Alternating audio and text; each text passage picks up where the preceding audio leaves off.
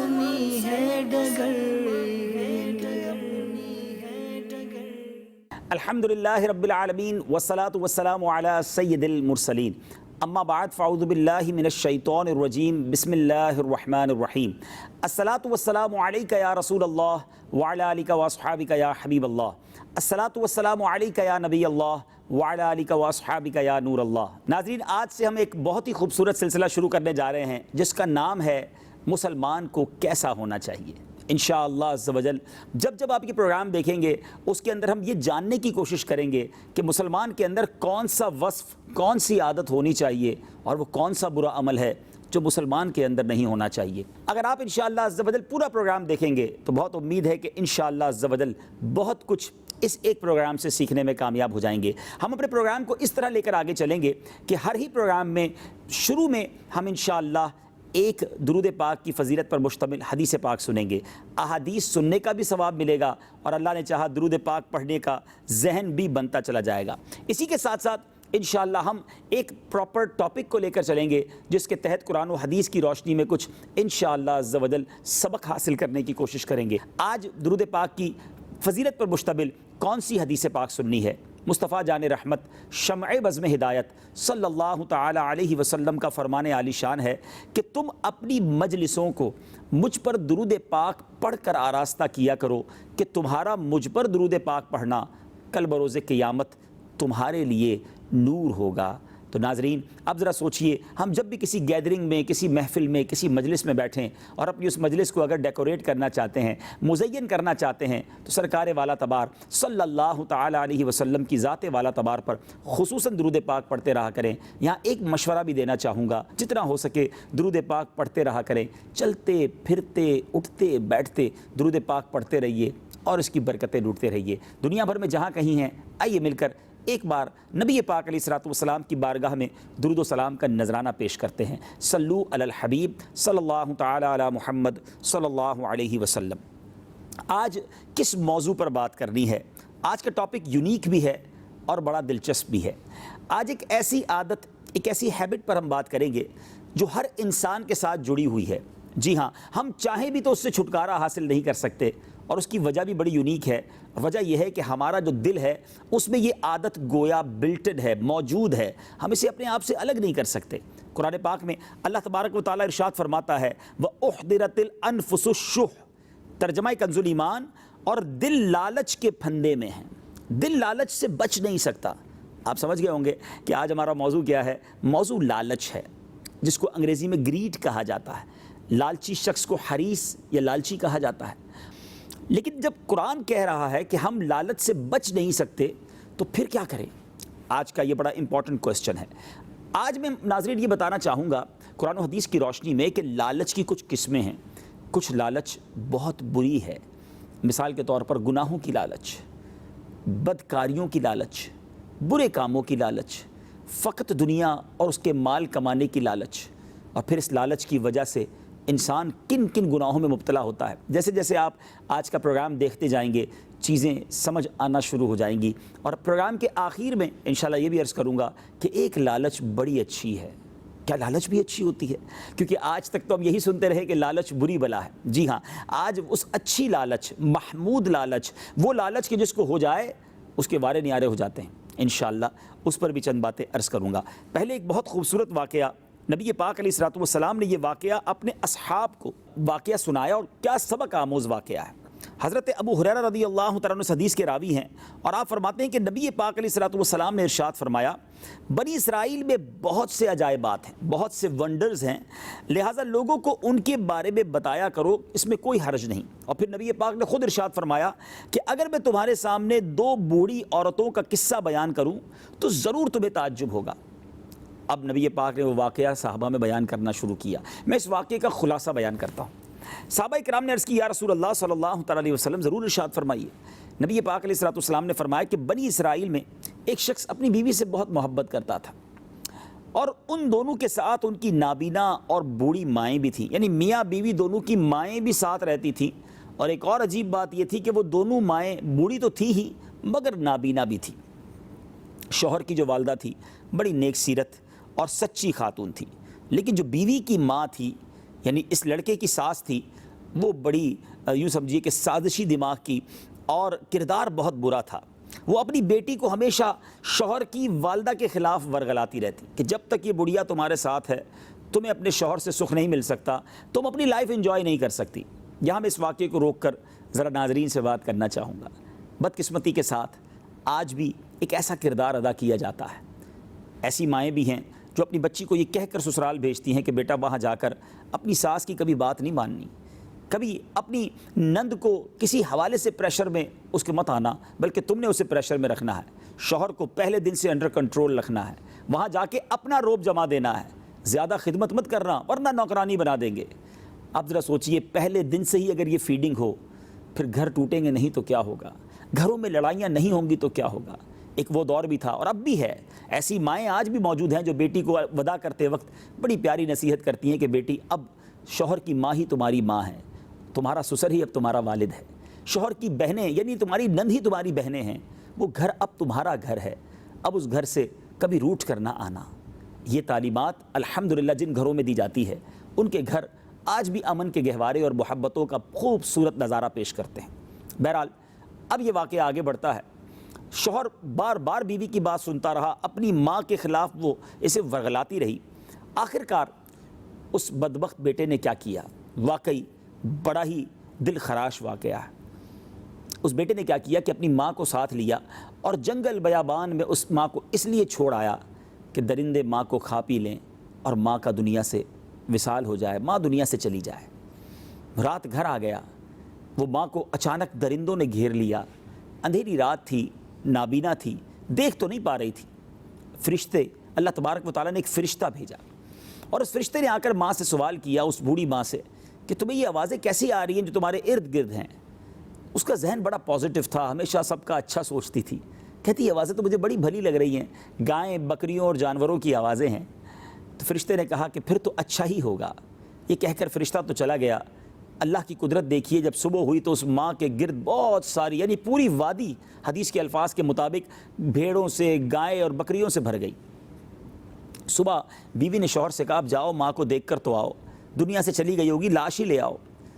وہ بدبخت بیٹا ماں کی لاش اٹھانے جب جنگل میں پہنچا تو دیکھ کر حیران رہ گیا کہ ماں تو صحیح سلامت ہے، مگر ماں کے آس پاس ایک بڑا خوبصورت منظر ہے کہ سینکڑوں ہزاروں گائیں، بکرے اور بھیڑیں ہیں۔ ماں سے پوچھا ماں یہ کیا ہے؟ کہ اللہ تعالیٰ نے مجھے رزق عطا کیا ہے، بیٹا تو نے تو نافرمانی کی تھی، مجھے دنیا سے بھیجنے میں تو نے کسر کوئی نہ چھوڑی، لیکن میں آج پھر بھی صحیح سلامت ہوں۔ ناظرین، یہ واقعہ اب آگے کی طرف بڑھتا چلا جا رہا ہے۔ اب لالچی تو تھا، اپنی والدہ کو بھی لے آیا اور ان جانوروں کو بھی ساتھ لے آیا۔ اس زمانے میں بہت بڑا مال کاؤنٹ ہوتا تھا یہ جانور۔ آج بھی گاؤں دیہات میں ویلتھ کو، مال کو چیک کیا جاتا ہے کہ اس کے کتنے جانور ہیں۔ بہرحال بیوی نے جب اتنے سارے جانور دیکھے تو حیران ہو گئی اور کہا کہ یہ کیا ہوا؟ تو شوہر کہتا ہے کہ یہ میری ماں کے ساتھ اتنا بڑا کرم ہوا ہے کہ وہ رات درندوں میں رہ کر صبح آئی تو اتنا سارا مال و دولت لے کر آئی ہے۔ اب چونکہ وہ حسد میں مبتلا تھی تو اپنے شوہر سے کہنے لگی کہ اب ایسا کرو، تمہاری ماں تو اس زمانے کی ملینئر بن گئی تھی، اب میری ماں کو بھی جا کے جنگل میں چھوڑ کے آ جاؤ تاکہ میری ماں بھی جب صبح واپس آئے تو اس کے پاس بھی بہت سارا مال ہو۔ مرتا کیا نہ کرتا، اپنی ساس کو لے گیا اور جا کر وہیں جنگل میں چھوڑ کر آ گیا۔ درندوں نے پھر گھیر لیا، حدیث کے الفاظ ہیں فرشتہ پھر حاضر ہوا اور آ کر کہتا ہے اے خاتون، یہ آس پاس تمہارے آوازیں کیسی آ رہی ہیں؟ چونکہ آلویز نیگیٹو مائنڈ تھا، ہمیشہ برا سوچنے کی عادت تھی، تو اس نے کہا کہ مجھے تو بہت ڈر لگ رہا ہے، نہ جانے کیسی آوازیں ہیں اور درندوں کی آوازیں ہیں، بہت بری آوازیں ہیں۔ یہ کہہ کے فرشتہ تو چلا گیا اور اب درندوں نے اس مکار عورت کو چیر پھاڑ کر رکھ دیا۔ جب اس بیٹی کو پتہ چلا کہ والدہ کے ساتھ کیا معاملہ ہوا ہے، ماں کے غم میں وہ بھی دنیا سے چلی گئی۔ یاد رکھیے ناظرین، یہ حدیث پاک کا میں نے آپ کو واقعہ سنایا ہے، اس سے سیکھنے کو کیا ملا کہ اگر جو شخص کسی کے لیے برا سوچتا ہے، کسی کے لیے گڑھا کھودتا ہے، اس میں جا کر وہ خود ہی گر جاتا ہے، اور جو دوسروں کا بھلا سوچتا ہے اللہ اس کا بھی بھلا کر دیتا ہے۔ جبھی تو بزرگ ایک بات بڑی پیاری کہا کرتے ہیں، سب کا بھلا سب کی خیر، سب کے بھلے میں اپنی خیر۔ لیکن جو لالچ میں مبتلا ہو جائے، آج بہت سارے لوگ دنیا کے مال کی لالچ میں، دنیا کی ترقی کی لالچ میں، اقتدار کی لالچ میں گویا اندھے ہو گئے ہیں۔ یاد رکھیے، لالچ خاص طور پر جب دنیا اور مال اور اقتدار کی ہو جائے تو وہ آنکھوں پر پردہ ڈال دیتی ہے۔ یہ لالچ ہی ہے جو انسان کو ظلم کرنے پر ابھارتی ہے، یہ لالچ ہی ہے جو کسی کا خیال رکھنے نہیں دیتی، یہ لالچ ہی ہے جب انسان اپنے اندر غرور تکبر پاتا ہے، یہ لالچ ہے کہ اب اس کے اندر بھلائی کا جذبہ ہی ختم ہو جاتا ہے۔ لالچ ایک ایسی چیز ہے جو انسان کو دین سے اور اسلام کی تعلیمات سے بھی دور کر دیتی ہے، برے بھلے کی تمیز ختم کر دیتی ہے۔ اسے اب چونکہ لالچ ہو گئی ہے تو اب اس کی بنا پر وہ کسی کا بھلا کرتے ہوئے بھی اس کو جی نہیں چاہتا کہ میں کسی کا بھلا کروں، کیونکہ اب اس کا یہ مائنڈ سیٹ بن چکا ہوتا ہے کہ بس میرا بھلا ہو، باقی چاہے کسی کا بیڑا غرق ہوتا ہو تو ہو جائے۔ یہ اسلام نہیں ہے، یہ شریعت کی تعلیمات نہیں ہے۔ ناظرین، آج ہم نے یہ سیکھنا ہے کہ ہمیں اپنے اس دل کو جس ہیبٹ سے ہم بچا نہیں سکتے، اس دل کو ہم نے اچھی طرف مولڈ کیسے کرنا ہے۔ بیان کے اگلے حصے میں نے انشاءاللہ اچھی لالچ پر بھی بات کرنی ہے، لیکن خدارا اپنے دل کو اس لالچ سے بچائیے۔ زندگی میں صرف مال ہی سب کچھ نہیں ہے۔ آج پرابلم پتہ ہے کیا ناظرین؟ پرابلم یہ کہ ہم اپنے سے آگے والوں کو دیکھ کر اب ان کی کمپٹیشن میں چل رہے ہوتے ہیں۔ موٹر سائیکل والا جب گاڑی والے کو دیکھتا تو کہتا ہے میں نے گاڑی کب لینی ہے، میں گاڑی والا کب بنوں گا۔ چھوٹی گاڑی والا بڑی گاڑی والے کو دیکھ کر اس تک پہنچنے کی کوشش کر رہا ہے۔ ایک چھوٹے مکان والا بڑے مکان والے کو دیکھ کر افسوس کر رہا ہوتا ہے، شکر نہیں کرتا، قناعت نہیں کرتا، صبر نہیں کرتا، آلویز کمپلیننگ ہے، آلویز وہ یہ سوچ رہا ہوتا ہے کہ میں نے آگے کیسے بڑھنا ہے۔ دیکھیں، پازیٹیو وے میں آگے بڑھنے میں کوئی حرج نہیں ہے، لیکن چونکہ جب لالچ سوار ہو جاتی ہے اور انسان بس کسی صورت کسی کو نیچا دکھانا چاہتا ہے تو اس لیے پھر حرام روزی کی طرف بھی چلا جاتا ہے۔ یہ حرام کمانے والے، یہ سود کا کاروبار کرنے والے، یہ ملاوٹ کا کام کرنے والے، یہ رشوت کا کاروبار کرنے والے، معاذ اللہ، یہ بہت سارے لوگ وہ ہیں جو جانتے ہیں ہم غلط کر رہے ہیں، لیکن جب لالچ کا پردہ آنکھوں کے سامنے آ جائے تو انسان اچھے برے کی تمیز ہی ختم کر دیتا ہے۔ آپ سوچئے نا، جو ملاوٹ کرتے ہیں کیا انہیں مرنا نہیں ہے؟ آج دوائیوں میں بھی ملاوٹ کی جا رہی ہے، آج کھانے پینے کی اجناس کے اندر ملاوٹ کی جا رہی ہے۔ ایسے اسکینڈل آپ دیکھتے ہوں گے ناظرین، ہمارے سامنے آتے ہیں کہ عقل حیران ہو جاتی ہے کہ ایسی ملاوٹ، یعنی کھانے پینے کی چیزوں میں، بچوں کی کھانے کی چیزوں میں ایسی ملاوٹ ہے کہ انسان کی جان جا سکتی ہے، انسان بیمار ہو سکتا ہے، مگر چند سکوں کی خاطر آج مسلمان کہلانے والے ملاوٹ کرتے ہیں، حرام کماتے ہیں۔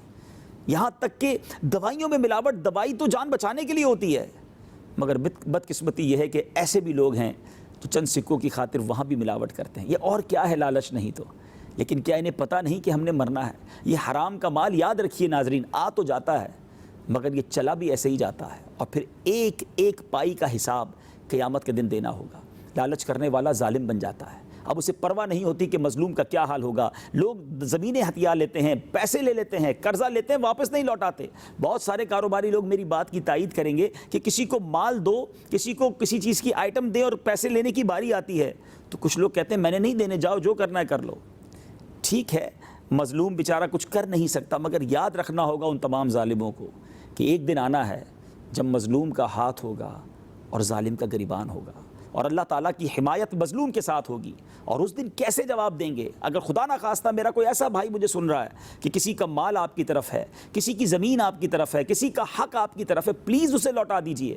آج اگر آپ نہیں دیں گے تو قیامت کے دن دینا بہت مشکل ہو جائے گا۔ اعلیٰ حضرت امام اہل سنت بڑی گہری بات فرماتے ہیں۔ آپ فرماتے ہیں کہ اگر کوئی شخص کسی کے 3 پیسے جان بوجھ کر دبا لے، اس 3 پیسوں کے بدلے only for 3 پیساز، I'm not talking about millions and billion rupees، ہزاروں لاکھوں روپے لوگ کھا جاتے ہیں، یہ تو 3 پیسوں کی بات ہو رہی ہے۔ آپ فرماتے ہیں کہ اس کے بدلے 700 مقبول با جماعت نمازیں دینا پڑ جائیں گی۔ 3 پیسے کے بدلے 700 مقبول با جماعت نمازیں دینی پڑیں گی۔ تو جو ہزاروں لاکھوں روپے کھا جاتے ہیں، جو زمینوں پہ قبضہ کر لیتے ہیں، جو نہیں دیتے لوگوں کو ان کا حق، یاد رکھیے آج کوئی کچھ نہیں بگاڑ سکتا، اس کا مطلب یہ نہیں کہ کل بھی کچھ نہیں بگاڑ سکے گا۔ ایک بار نبی پاک علیہ الصلوۃ والسلام نے صحابہ کی جماعت میں کوسچن کیا، اور یہی سوال ناظرین میں آپ سے کرنا چاہتا ہوں۔ پیارے آقا نے سوال کیا کہ بتاؤ مفلس کون ہے؟ صحابہ کرام علیہ رضوان نے عرض کیا کہ حضور مفلس وہ ہے جس کے پاس درہم و دینار نہیں ہے، اور شاید آپ کا بھی جواب یہی ہوگا کہ غریب تو وہی ہے جس کے پاس پیسہ نہیں ہے۔ پیارے آقا علیہ الصلوۃ والسلام نے جو ارشاد فرمایا، جس کا مضمون میں بیان کرنے جا رہا ہوں، وہ ہم سب کے لیے زبردست میسج ہے۔ کونین کے والی فرماتے ہیں مفلس وہ ہے جو قیامت کے دن ڈھیر ساری نیکیاں لے کر آئے گا، نمازیں بھی ہوں گی، روزے بھی ہوں گے، حج بھی ہوں گے۔ ہو سکتا ہے بہت سارے نمازی روزہ دار مجھے سن رہے ہوں، بہت اچھی بات ہے، ضرور نمازیں پڑھیے، ضرور روزے رکھیے، حج بھی کیجئے، زکوٰۃ بھی دیجئے، لیکن لوگوں کے حقوق بھی ادا کیجئے، ظلم نہ کیجئے، تکلیف نہ دیجئے۔ اب سنیے، پیارے آقا علیہ الصلوۃ والسلام فرماتے ہیں کہ مفلس وہ ہے کہ جو نماز، روزے، حج و زکوٰۃ نیکیاں لے کر آئے گا، مگر اس حال میں آئے گا کہ کسی کا دل دکھایا ہوگا، کسی کو گالی نکالی ہوگی، کسی کا مال دبایا ہوگا۔ اب یہ وہ سینیریو ہے کہ آج بہت سارے لوگ اس طرح کی لائف گزار رہے ہیں۔ اب نبی پاک فرماتے ہیں کہ اب اللہ تبارک و تعالیٰ کی بارگاہ میں وہ مظلوم کھڑے ہو جائیں گے اور رب تعالیٰ سے عرض کریں گے مولا ہمارا حق دلا۔ تو اب کیا ہوگا؟ اب یہ ہوگا کہ ایک ایک کر کے نیکیاں لے کر جائیں گے۔ نبی پاک فرماتے ہیں کہ وہ لوگ نیکیاں لے کر جائیں گے، اور پیارے آقا علیہ الصلوۃ والسلام فرماتے ہیں کہ نیکیاں ختم ہو جائیں گی، مگر ابھی بھی لوگ باقی بچیں گے۔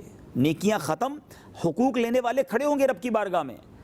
اب پیارے آقا علیہ الصلوۃ والسلام فرماتے ہیں مظلوموں کے گناہ اس شخص کے سر پر ڈالے جائیں گے، اور پھر یہ تہی دامن ہو جائے گا، اور قیامت کے دن اعلان ہوگا کہ یہ وہ شخص ہے جو ڈھیر ساری نیکیاں لے کر آیا، مگر آج لوگوں کے حق دبا کر، لوگوں کو تکلیف پہنچا کر آیا تھا، اس لیے اسے جہنم میں ڈالا جا رہا ہے۔ پلیز سمجھیے اس بات کو، کسی کا دل نہ دکھائیے، کسی کا مال نہ دبائیے، کسی پر ظلم نہ کیجیے، لوگوں کو خوش کر کے، لوگوں کی خیر خواہی کر کے زندگی گزاریے۔ بہرحال لالچ ایک ایسی بری بلا ہے کہ جس کی وجہ سے انسان بہت سارے گناہوں کی طرف چلا جاتا ہے۔ میں بات کر رہا تھا کہ آج ہمارا یہ مائنڈ سیٹ بن گیا ہے کہ ہمیں اپنے سے آگے والوں کو کمپیٹ کرنا ہے، ان سے آگے نکلنا ہے۔ یاد رکھیے یہ وہ ریس ہے، یہ وہ کمپٹیشن ہے جو کبھی ختم نہیں ہوگا۔ ہر شیر کا سوا شیر موجود ہے۔ آپ کتنے ہی پیسے والے کیوں نہ بن جائیں، کسی اور کو دیکھ کر آپ پھر اگر آپ کا ذہن ہی یہی ہے تو آپ اپنے آپ کو ڈی مورلائز کر لیں گے۔ آج ہمارے گھروں کا کیا حال ہے، کسی کے گھر جائیں تو گھر آ کر اب یہ ڈیمانڈ ہوتی ہے، اس کے ڈرائنگ روم میں دیکھا تھا آپ نے کتنا زبردست فرنیچر تھا، اس نے اپنے بیٹے کی شادی میں کتنا بڑا فنکشن کیا، میں نے اس سے آگے نکلنا ہے، میں نے ویسی جیولری پہننی ہے۔ میری بہنیں بھی مجھے سن رہی ہیں، پلیز اتنا پریشرائز نہ کریں اپنے گھر کے مرد حضرات کو کہ میں نے وہ لینا ہے، میں نے یہ لینا ہے۔ ان کی آمدنی تھوڑی ہے، لمیٹڈ ہے۔ اب وہ زیادہ کے چکر میں جب حرام کی طرف چلے جائیں گے تو حرام آپ بھی کھائیں گی۔ ہمارے گھر میں کیوں حرام کے لقمے آئیں؟ تھوڑا ہو حلال، اللہ کرے اس پہ قناعت مل جائے۔ اب ہو سکتا ہے سوال ذہن میں آئے کہ ہمارا ذہن تو بنتا ہے دوسروں کو دیکھ کر، تو اب کیسے اپنے آپ کو سیٹسفائی کریں؟ ایک بڑا خوبصورت قول ہے بزرگان دین کا۔ آپ فرماتے ہیں کہ انسان نعمتوں میں اپنے سے پیچھے والے کو دیکھے اور نیکیوں میں اپنے سے آگے والے کو دیکھے۔ ہم بالکل الٹا چلتے ہیں، ہم نعمتوں میں اپنے سے آگے والے کو دیکھ رہے ہوتے ہیں، نیکیوں میں اپنے سے پیچھے والے کو دیکھ رہے ہوتے ہیں۔ نیکیوں میں کوئی کہے نا جناب پورے رمضان کے روزے کیوں نہیں رکھتے؟ تو کوئی کہتا ہے جناب میں 20 تو رکھتا ہوں، میرا دوست ہے وہ تو ایک بھی نہیں رکھتا۔ ارے جناب آپ فجر کی نماز چھوڑ دیتے ہیں۔ ارے بھائی میری فجر کی نماز ہی قضا ہوتی ہے نا، ہمارے کئی لوگ تو جمعہ ہی پڑھتے صرف۔ یعنی نیکیوں میں کم والوں کو دیکھ رہے ہیں، مال اور دولت اور دنیا میں آگے والوں کو دیکھ رہے ہیں۔ یہ ٹوٹلی رانگ ہے۔ ہمیں کرنا کیا چاہیے؟ ہمیں یہ کرنا چاہیے کہ اگر مثال کے طور پہ میرا کوئی ایسا بھائی مجھے دیکھ رہا ہے کہ چھوٹے سے مکان میں رہتا ہے اور ہر وقت یہ کرتا رہتا ہے کہ میرے پاس چھوٹا سا ہی مکان ہے، تو اس کے لیے اس کو چاہیے کہ وہ ان لوگوں کو دیکھے جو جھونپڑی میں رہتے ہیں۔ جو جھونپڑی میں رہنے والا ہے اگر مجھے دیکھ رہا ہے تو وہ ان کے بارے میں سوچے جو روڈ پہ سوتے ہیں، اور اگر کوئی سڑک پر ہی سوتا ہے تو وہ اس بات پر اللہ کا شکر ادا کرے کہ مالک تیری مہربانی، سڑک پہ سو رہا ہوں، ہسپتال کے بیڈ پر نہیں سو رہا، کسی جیل کی کال کوٹری میں نہیں۔ ہزاروں لاکھوں لوگ جیلوں میں بھی تو ہے نا، اللہ نے ہمیں آزاد رکھا، یہ اللہ کی نعمت نہیں؟ کیسے کیسے بیمار ہیں آج دنیا میں، ایسے ایسے بیمار ہیں، اتنی بیماریاں ہیں، کھانا بھی نہیں کھا سکتے۔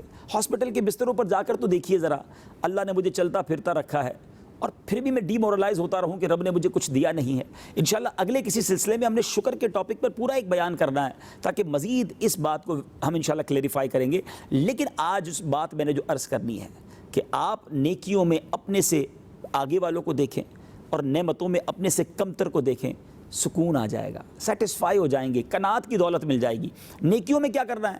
اگر جس طرح مجھے ایک اچھے گھر والے کو دیکھ کر فکر شروع ہو جاتی کہ میرا ایسا اچھا گھر کب ہوگا، تو کبھی کسی 5 وقت کے نمازی کو دیکھ کر یہ خیال کیوں نہیں آتا کہ میں کب 5 وقت کا نمازی بنوں گا؟ جو 5 وقت کا نمازی مجھے سن رہا ہے، کبھی تہجد گزار کو دیکھ کر یہ خیال کیوں نہیں آتا کہ یار میرا رشتہ دار ہی ہے مگر تہجد روزانہ پڑھتا ہے؟ کسی روزانہ قرآن پاک پڑھنے والے کو دیکھ کر یہ مجھے ذہن میں کیوں خیال نہیں آتا کہ یار یہ روز ماشاءاللہ قرآن پاک 1 پارہ پڑھتا ہے، میں بھی پڑھوں گا؟ اگر کمپٹیشن کرنا ہے تو نیکیوں کا کیجیے نا۔ ہمارے صحابہ کا تو یہی حال ہوا کرتا تھا۔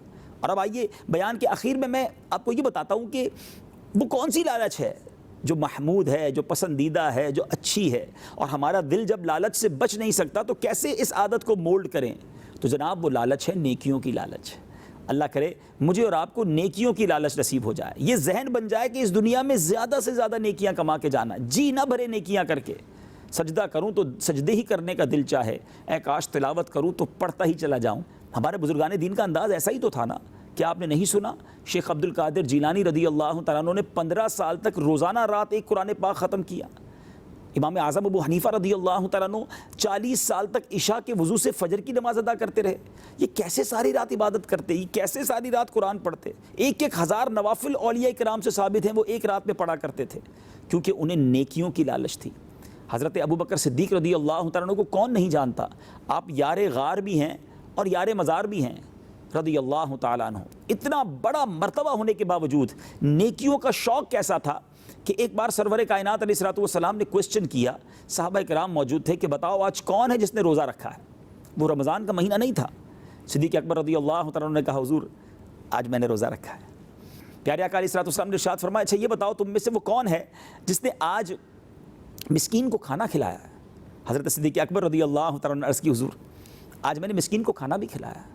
آقا علیہ الصلوۃ والسلام نے پھر کوسچن کیا, بتاؤ کون ہے تم میں سے جس نے آج کسی جنازے میں شرکت کی ہے؟ کہا حضور آج میں نے جنازے میں بھی شرکت کی ہے. نبی پاک علیہ الصلوۃ والسلام نے فرمایا کہ آج وہ کون ہے جس نے کسی مریض کی عیادت کی ہے؟ آپ رضی اللہ تعالیٰ عنہ عرض کرتے ہیں کہ حضور آج میں نے مریض کی بھی عیادت کی ہے. اللہ اکبر. نبی پاک صلی اللہ تعالیٰ علیہ وسلم نے ارشاد فرمایا کہ جس شخص میں یہ چاروں خصلتیں جمع ہو جائیں اس پر جنت واجب ہو جاتی ہے. ذرا سوچئے ناظرین, یہ کیوں اتنا شوق تھا, ایک ہی دن میں اتنی نیکیاں کیوں کرنی تھی؟ they know very well that we have to go. ہم سب کو جانا ہے تو زیادہ نیکیاں لے کر نہ جائیں, زیادہ برکتیں لے کے نہ جائیں. ہمارے اسلاف اللہ کا ذکر کتنا کرتے تھے. حضرت جنید بغدادی رحمۃ اللہ تعالی علیہ کو کون نہیں جانتا؟ اولیاء کرام میں بہت بڑا آپ کا نام ہے, مگر آپ اتنا ذکر اللہ کرتے کہ ایک بار ایک باربر شاپ, ایک نائی کی دکان پر گئے اور نائی نے کہا حضور تھوڑی دیر کے لیے خاموش ہو جائیں, آپ کی مونچھیں کاٹنی ہیں. اگر آپ خاموش نہیں ہوں گے تو آپ کو کٹ لگ سکتا ہے. حضرت جنید بغدادی رحمۃ اللہ تعالی علیہ نے کمال کا جواب دیا. آپ فرماتے ہیں زخم لگتا ہے تو لگ جائے, تم اپنا کام کرو, بے اللہ کا ذکر کو موقوف نہیں کر سکتا. اتنی نیکیاں چاہیے تھیں, اتنا ثواب چاہیے تھا. کیوں؟ انہیں لالچ تھی نیکیوں کی, وہ چاہتے تھے زیادہ سے زیادہ ثواب حاصل کر لیں. کاش میرا اور آپ کا یہ ذہن بن جائے. ہم سوشل میڈیا پر گھنٹوں نکال دیتے ہیں, بہت سارے ایسے کاموں میں ہم اپنا وقت گزار رہے ہیں جس میں کوئی ثواب نہیں ہے. کیوں نہ ہم زیادہ سے زیادہ نیکیاں کما لیں. دیکھیں دنیا کا دستور ہے ہم بہت سارا کام کریں تو اچھے پیسے ملتے ہیں, اچھی ارننگ کے لیے ٹف محنت کرنی پڑتی ہے, لیکن اللہ کی رحمت دیکھیں تھوڑا سا کام کریں ثواب کتنا عطا فرماتا ہے. ناظرین ذرا مل کر میرے ساتھ کہیے نا سبحان اللہ, اب کہیے الحمدللہ, اب کہیے اللہ اکبر. کتنی دیر لگی؟ چند سیکنڈ ہی تو لگے نا. سبحان اللہ. لیکن میرے نبی علیہ الصلوۃ والسلام کے سچے وعدے ہیں, جو ایک بار سبحان اللہ کہے اس کے لیے جنت میں درخت لگا دیا جاتا ہے. ایک بار الحمدللہ کہے جنت میں درخت لگا دیا جاتا ہے. ایک بار اللہ اکبر کہے اس کے لیے جنت میں درخت لگا دیا جاتا ہے. پھر کیوں نہ ہم اللہ کا ذکر صبح و شام کریں, نبی پاک پر درود پڑھتے رہیں. جیسے ہی تھوڑا موقع ملے یاسین شریف کیوں نہ پڑھ لوں, 6-7 منٹ میں 10 قرآن پاک پڑھنے کا ثواب. کاش میرا اور آپ کا یہ ذہن بن جائے کہ جو ہمارے پاس پورے دن میں پیسج آف ٹائم ہوتے ہیں ہم اس میں کچھ نیکیاں کرنے کی عادت ڈال لیں, کچھ علم دین حاصل کرنے کی عادت ڈال لیں, تو انشاءاللہ روزانہ بہت ساری نیکیاں ہم جمع کر سکتے ہیں. تو بہرحال مختصر سا چونکہ پروگرام ہے تو لالچ کے دونوں اسپیکٹ بیان کرنے کی کوشش کی. ایک لالچ وہ ہے جو شریعت کو پسند نہیں ہے, جس کی وجہ سے انسان حرام روزی کی طرف, ظلم و ستم کی طرف اور اللہ کی نافرمانی کی طرف چلا جاتا ہے. اور ایک لالچ وہ ہے جو نیکیوں کی لالچ ہے. اللہ مجھے اور آپ کو نیکیوں کا حریص بنائے اور خوب نیکیاں کمانے کی توفیق عطا فرمائے. تو مسلمان ایسا لالچی نہیں ہوتا کہ جس سے لوگوں کو تکلیف ہو اور حرام کی طرف جائے. مسلمان کیسا ہوتا ہے؟ وہ نیکیوں کا حریص ہوتا ہے. اللہ مجھے اور آپ کو نیکیوں کا حریص بنائے. ناظرین سلسلے کا وقت اب اختتام کے قریب ہے. ہمارا سلسلہ مسلمان کو کیسا ہونا چاہیے, اگلے سلسلے میں ایک اور خوبصورت ٹاپک لے کر حاضر ہوں گے انشاءاللہ. اگلے سلسلے میں پھر ملاقات ہوگی. آپ ہمیں اپنی دعاؤں میں یاد رکھیں, ہم آپ کے لیے دعا گو ہیں, اور مغفرت پانے والوں میں مولا کریم ہم سب کا نام بھی تحریر فرمائے. صلو علی الحبیب صلی اللہ تعالی علی محمد صلی اللہ علیہ وسلم. ایک ہو ہم سب مسلمان, ایک اپنی ہے ڈگر.